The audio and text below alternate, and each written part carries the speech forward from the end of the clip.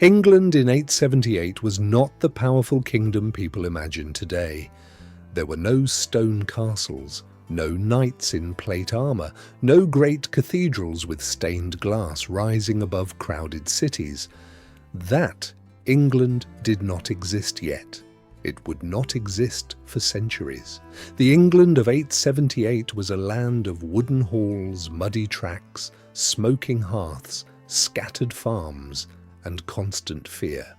Most of its kingdoms had already fallen to the Vikings. The north was gone. The east was gone. The midlands had crumbled. Only Wessex in the south still held, and barely.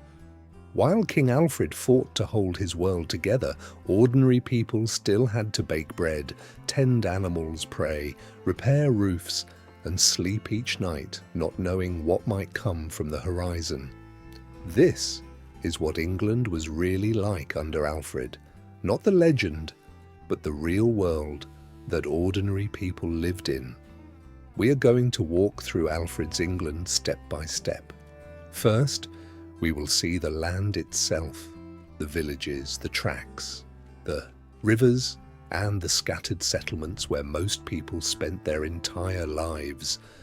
Then, we will step inside their homes, sit by their fires, and see what daily life actually looked and felt like for an ordinary Anglo-Saxon family. Then, we will look at the things that made this world real, the food they ate, the clothes they wore, the work that filled their hands from dawn to dark. And finally, we will feel the shadow that hung over all of it, the fear, the faith, and the threat of the Vikings that shaped every decision, every prayer, and every sleepless night. To understand what life was like in 878, you first have to understand what kind of place England was. It was not one country. It was a patchwork, a collection of kingdoms, each with its own king, its own customs, its own sense of identity. And by 878, most of those kingdoms had been destroyed. The great heathen army, the massive Viking force that had landed in East Anglia in 865, had swept through Britain in a little over a decade. Northumbria had fallen. East Anglia had been conquered. Mercia, the great kingdom of central England, had been reduced to a shadow of itself, its eastern half under Viking rule, its western rump clinging to survival under Alfred's protection. The Danelaw, the vast area of England under Viking control, now covered the north and the east. Danish settlers were farming land that had been Anglo-Saxon for generations. Danish lords sat in halls where English thegns had once held court. Danish place names were replacing English ones. The boundary was not always a clear line on the ground, but everyone knew which side of it they lived on. And everyone knew what had happened to the people who had tried to resist. Only Wessex remained free. Wessex stretched across the south of England, from the marshes of Somerset in the west to the borders of Kent in the east. Its heartland was chalk downland, river valleys, and oak forests. Its capital, such as it was Winchester, a town of perhaps 3,000 or 4,000 people enclosed by old Roman walls that had been repaired and strengthened by Alfred's engineers. But Winchester was not a grand city. It was a working town. Timber houses packed tight inside Roman stone walls, muddy streets, market stalls, a modest cathedral, a royal compound where Alfred held court, heard cases, and planned the defense of a kingdom that was surrounded on 3 sides by enemies. Beyond Winchester, Wessex was overwhelmingly rural. Small villages, isolated farms, scattered hamlets connected by tracks that turned to mud in the rain and dust in the summer. The Roman roads were still there, crumbling, overgrown in places, but still the best routes across the landscape. Everything else was a path worn by feet and hooves through fields and woodland. This was the England that Alfred was trying to hold together. not a nation in any modern sense, not a state with borders and bureaucracy, a fragile collection of communities held together by loyalty, by the church, by shared language, and by the simple fact that the alternative was submission to the Danes. And for the ordinary people living in that world, the farmers, the craftsmen, the women grinding grain and mending cloth, the children tending pigs in the woodland, the great political struggles of kings and warlords were distant, abstract, almost irrelevant. What mattered to them was the harvest, the weather, the health of their animals, the roof that needed patching before the rains came, the bread that had to be baked, the fire that had to be kept alive, and the question that never quite went away: would the Vikings come this year? If you were transported to the England of 878, the first thing you would notice is how empty it was. The population of all England in the late 9th century was probably somewhere between 1 and 2 million people. The landscape that today holds 67 million was, in Alfred's time, a vast patchwork of forest, marsh, heath, and open farmland, interrupted only occasionally by the signs of human habitation. Villages were small. A typical Anglo-Saxon settlement might have 10 or 15 households, perhaps 50 to 80 people in total. The houses clustered together in a loose group, surrounded by fields that stretched outward in long open strips. There were no hedgerows dividing them, no stone walls. The fields were communal, worked by the village together under a system of shared obligation and custom. The houses themselves were built of timber, wattle, and daub, a frame of oak posts with walls made from woven hazel or willow rods, plastered over with a thick mixture of clay, straw, and animal dung. The roofs were thatched, heavy bundles of straw or reeds packed tight and sloping steeply to shed the rain. From the outside, an Anglo-Saxon house looked low, dark, and rough. From the inside, it felt even smaller. A single room, perhaps 20 feet long and 12 feet wide, dominated by a central hearth. The fire pit sat on the beaten earth floor, ringed with stones. Smoke rose from the burning wood and drifted upward through the thatch because there was no chimney. The rafters were black, with soot. The air was thick and warm and stung the eyes. Light came from the fire and from the doorway. Windows, if they existed at all, were small openings covered with oiled linen or wooden shutters. When the door was closed and the shutters drawn, the interior was dim even at midday.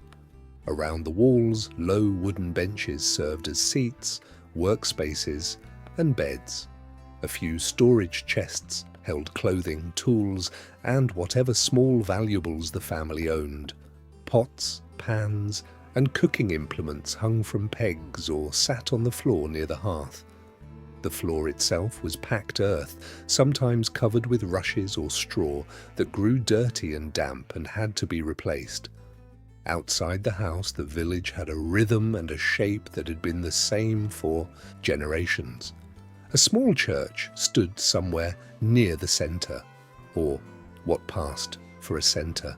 Not a grand building, a simple structure of timber, perhaps with a stone foundation if the village was prosperous, with a thatched roof and a wooden cross above the door. The church was the heart of the community. Births, marriages, deaths, holy days, disputes, and confessions, all of them passed through this building. Beyond the church, a few common structures served the village: a well or a spring, a common oven where bread was baked, perhaps a small forge where a local smith repaired tools and sharpened blades. Animal pens stood at the edges of the settlement, keeping livestock close enough to guard but far enough to manage the smell, though in practice the smell was everywhere. The tracks between villages were not roads, they were paths, worn into the earth by years of use, widened by cart wheels, and narrowed again by rain. In summer, they were passable. In autumn and winter, they became rivers of mud. Travel was slow, difficult, and often dangerous, not because of bandits, though those existed, but because of the sheer physical difficulty of moving through a landscape without paved surfaces, bridges, or signposts. Rivers were the best highways: the Thames, the Severn, the Avon, the Stour. These were the routes that connected communities, carried goods, and made trade possible. Small boats moved up and down the waterways carrying grain, wool, timber, salt, and iron. A journey that might take days on foot could be done in hours by water. The towns were few and small: Winchester, Exeter, Bath, Wareham. These were the largest settlements in Wessex, and none of them held more than a few thousand people. Most were built within old Roman walls. The Anglo-Saxons had not built walls of their own until Alfred began his programme of fortified towns, the burhs, which in 878 was still in its early stages. A town like Winchester had a market, a mint, workshops for craftsmen, and a church or two.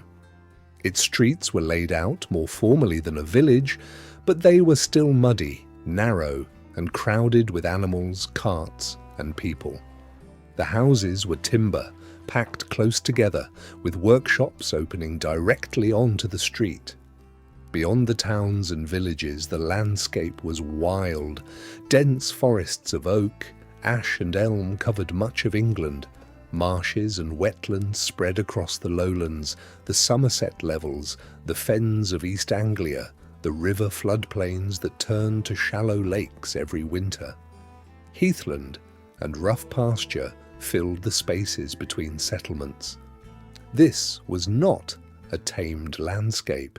It was a landscape that people lived in carefully, always aware of how much of it was beyond their control.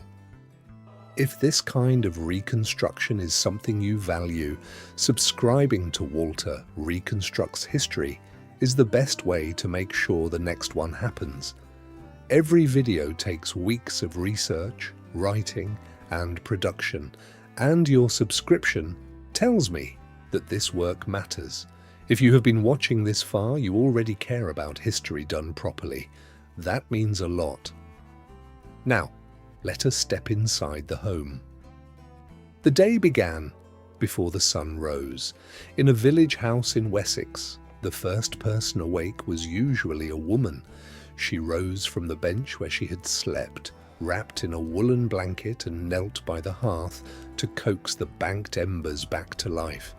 A handful of dried grass, a few small sticks, then larger pieces of wood carefully placed until the flame caught and the smoke began to rise again into the thatch above.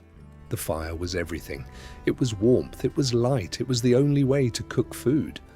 Letting a fire go out overnight was not just careless, it was a disaster, because starting a new one from scratch with flint and steel and dried tinder could take a long time, and in midwinter, every moment without heat was dangerous. Once the fire was burning, the first task was water. The nearest source might be a well, a spring, or the edge of a stream.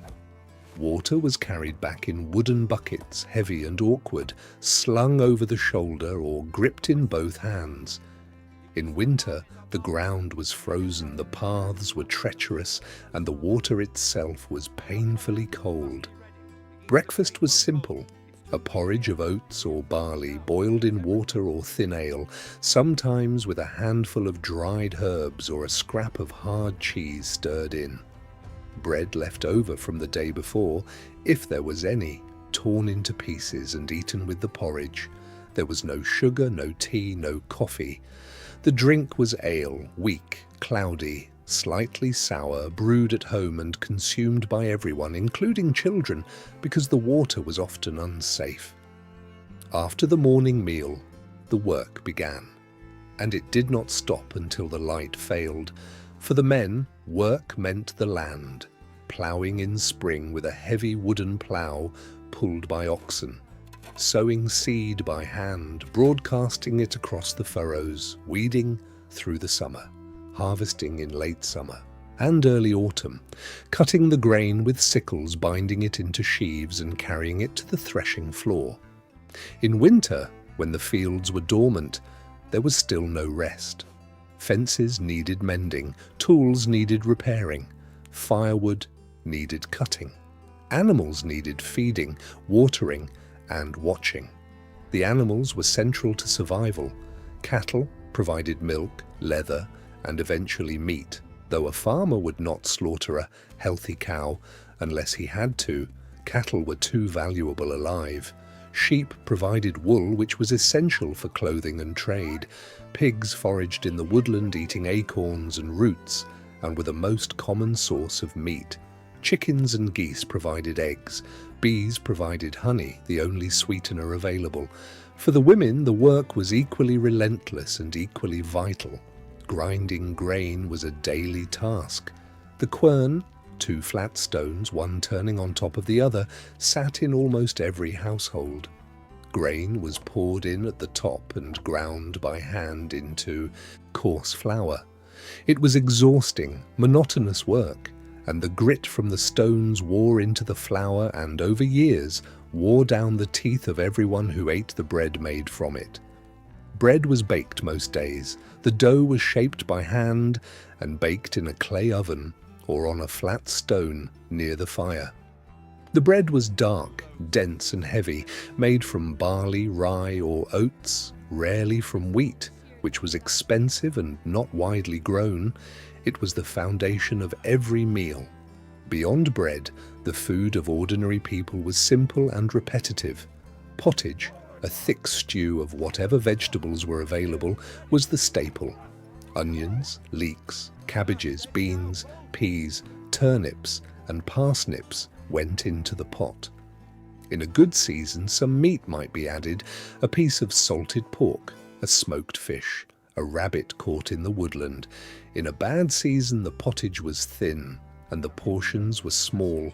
Cheese was made from sheep's milk or cow's milk and eaten throughout the year.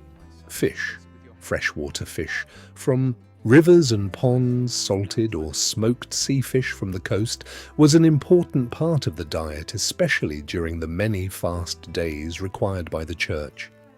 The clothing of ordinary people was practical and rough. Wool was the dominant fabric. Women spun raw wool into thread, using a drop spindle, a weighted stick that twisted the fibers as it turned, and wove the thread into cloth on upright looms that stood against the wall of the house. The rhythm of the loom weights clicking was one of the constant sounds of domestic life. Men wore a long tunic of wool or linen belted at the waist, with loose trousers bound at the calf, with strips of cloth or leather. Over the tunic, a cloak of heavier wool fastened at the shoulder with a brooch or pin. On their feet, leather shoes or boots stitched by hand and rarely waterproof. On their heads, a hood or a simple cap. Women wore a long undergown of linen covered by an outer gown of wool, belted or clasped at the waist. A head covering, a length of cloth wrapped around the hair, was standard. Brooches, pins, and simple belt fittings were the only decoration most women owned. The colours were muted. Natural wool ranged from cream to brown to dark grey.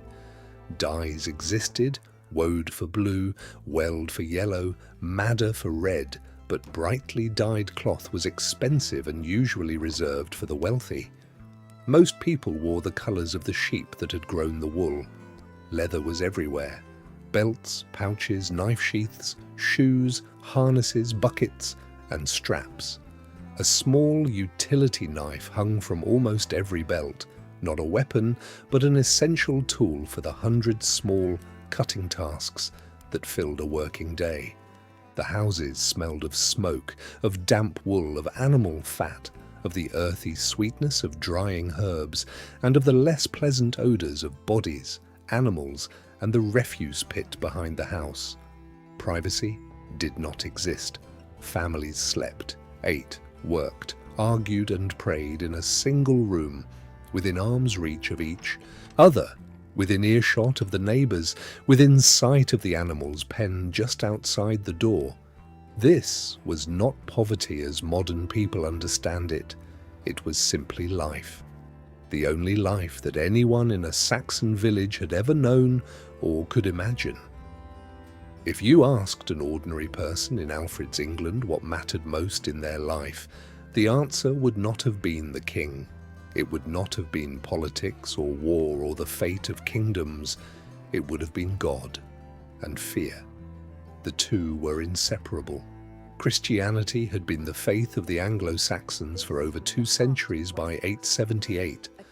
The old pagan gods, Woden, Thunor, Tiw, survived in place names and in the days of the week, but they were memories, not living beliefs.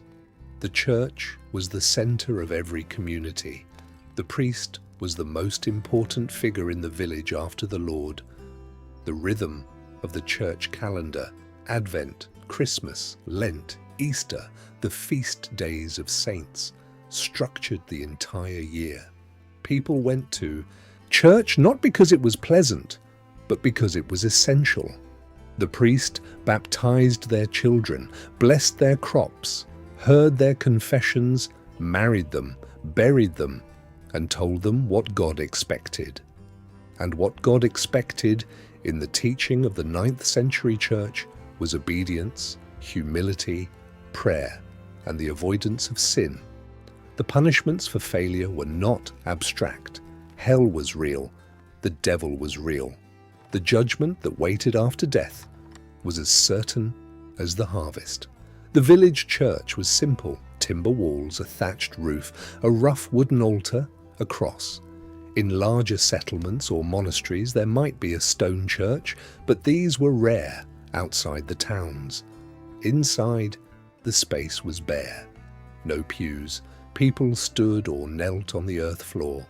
A few candles on the altar, perhaps a crude painting on the wall showing a saint or a scene from scripture. The services were in Latin, which almost no one in the congregation understood, but the rituals were familiar, comforting, and woven so deeply into daily life that their meaning was felt rather than analysed. Monks and clergy in the larger centres, Winchester, Glastonbury, Sherborne, kept the intellectual life of the church alive. They copied manuscripts by candlelight in cold scriptoria. They maintained libraries of books that had been gathered over generations. They taught reading and writing to the sons of nobles and to the boys who would become priests. Alfred himself was deeply invested in this work. He believed that learning had collapsed in England, and he was right. By 878, literacy outside the monasteries was almost non-existent. But for most people, faith was not intellectual. It was practical. You prayed for rain, you prayed for health, you prayed for your animals, your children, your crops. You prayed that the winter would not kill you, that the harvest would not fail, and that the Vikings would not come. The Vikings. The fear was not constant in the way that a war zone is constant. It was more like living near a volcano. The eruption might not come this year, it might not come next year, but it had come before, and everyone knew it could come again at any time. In villages near the Danelaw border, in northern Wessex, in the western edges of Mercia, the fear was immediate. Raiding parties could appear with little warning. A few longships on the river, a column of armed men on the road, the smoke of a burning farm on the horizon. The response was flight. Most villages had no defences. There were no walls, no towers, no garrison. The people simply ran into the woods, into the marshes, toward the nearest fortified place, if one existed. They took what they could carry: children, a bag of grain, a tool, a blanket. Everything else was left behind. Alfred was building a system to change this. The burhs, fortified towns surrounded by earthen ramparts and timber palisades, were being planned and, in some places, already under construction. The idea was simple. No one in Wessex should be more than a day's march from a defended settlement where they could shelter during a raid. But in 878, the system was not yet complete. Many villages had nowhere to go. Even in places far from the frontier, the fear shaped behavior. Travelers brought rumors. A merchant from the east might mention that the Danes were restless. A monk returning from a pilgrimage might report what he had seen in the occupied territories: churches burned, monasteries looted, communities scattered. At night, in the villages, men talked about defense. Who had weapons? A spear, passed down from a father, a shield, round and wooden, with an iron boss, a seax, the broad, single-edged knife that gave the Anglo-Saxons their name. These were not soldiers' weapons, they were farmers' weapons, kept by the door, sharpened when the rumors grew louder and hoped never to be needed. Watchmen were posted at the edges of settlements during times of heightened tension. A man standing on a hill at dawn, scanning the horizon for movement. A boy sent to climb a tree near the river to watch for sails. A woman keeping the fire burning low at night, so that the smoke would not give away the village's location. The sound of the church bell at the wrong hour was the most feared sound in the village. 1 ring meant prayer. 3 rings, fast and urgent, meant danger. And when the danger came, there was no system, no protocol, no organized response. There was only the terrible, familiar ritual of grabbing what you could and running. Families separated in the chaos, a mother losing a child in the woodland, a father staying behind to buy time. Some people hid in ditches, in haystacks, in the hollows of ancient trees. Some were caught. Some were never seen again. This was what the Viking threat meant for ordinary people. Not a battle on a distant field, not a story told by a poet in a king's hall. A sound in the night, a column of smoke, a decision made in seconds that determined whether you and your family survived. Alfred understood this. His entire program of defense, the burhs, the reformed fyrd, the network of beacons and messengers, was built on the understanding that the people of Wessex could not live forever in fear. They needed walls. They needed warning. They needed to believe that someone, somewhere, was working to protect them. But in 878, that work was still beginning. And for most people in Alfred's England, the fear was still the loudest thing in the room. To live in Alfred's England was to live in a world still unfinished. The kingdom was not yet a nation, the borders were not yet fixed, the laws were not yet written, though Alfred was already beginning to write them. The schools were not yet built, though Alfred was already planning them. The language itself was still shifting, still absorbing new words and new sounds, still becoming the English that would one day be spoken across the world. Alfred's contribution was not a single moment of triumph. It was a slow, grinding, unglamorous process of building. While the people of Wessex baked bread and mended fences and prayed and feared and survived, their king was doing something that very few rulers in the 9th century attempted. He was organizing. The burhs were not just fortresses, they were planned towns, laid out with streets and market spaces, designed to attract settlers, to encourage trade, and to create the economic base that would sustain a permanent defense. Each burh had a garrison drawn from the surrounding countryside. Each household in Wessex owed a certain number of men to the local burh. The The system was not perfect, and it was not completed during Alfred's lifetime, but it was the beginning of something that had not existed before: a national defence. The fyrd, the militia of free men, was reformed, instead of calling up every able-bodied man at once, which left the farms unworked and the villages undefended. Alfred divided the obligation. Half the men served while the other half stayed home. This meant that Wessex could maintain a fighting force in the field for longer periods without starving its own population. Alfred also invested in learning. He invited scholars from Mercia, from Wales, from the continent. He personally translated Latin texts into Old English, an extraordinary act for a king, and one that tells us something about the man.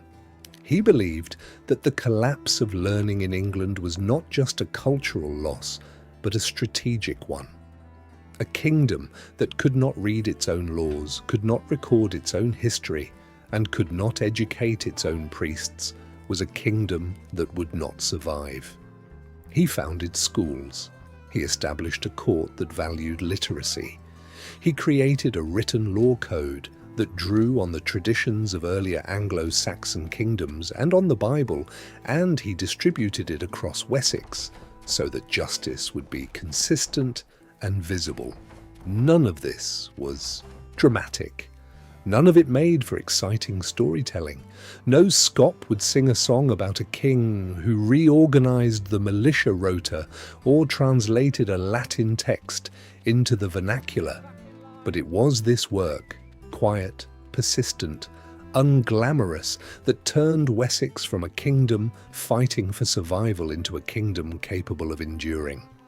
And it was this foundation that Alfred's children and grandchildren would build upon, expanding Wessex into Mercia, into East Anglia, into Northumbria, until, by the middle of the 10th century, there was, for the first time, something that could reasonably be called England. The people who baked bread in 878 did not know this. The woman spinning wool by her fire did not know that she lived in the year a nation was being born. The farmer mending his fence in the rain did not know that the king who taxed his grain was also building the idea of a country.